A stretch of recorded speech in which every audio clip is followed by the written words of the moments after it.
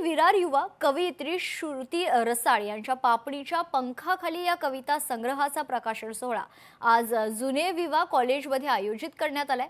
यावेळी कार्यक्रमासाठी प्रमुख पाहुणे म्हणून लोकशाही मराठी न्यूज चॅनलचे संचालक गणेश नायडू, कलाकार प्रदीप विजया, राधाकृष्ण कबरे, मुंबई विद्यापीठ लोककला अकादमी विभाग प्रमुख डॉक्टर गणेश चंदनशिवे उपस्थित होते।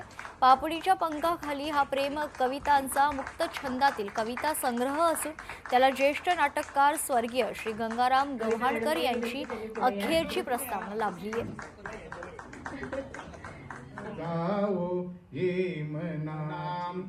दुर्बलांच्या रक्षणाला दुर्बला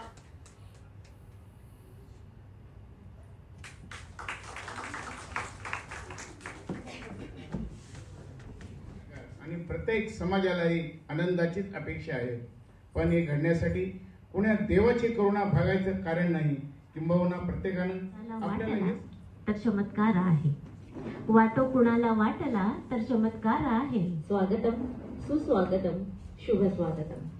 मी आपल्या आयोजकांना सत्ताराम म्हात्रे यांना विनंती करते की त्यांनी आपली प्रार्थना। लोकशाही मराठी ऐका, पहा, जागरूक रहा।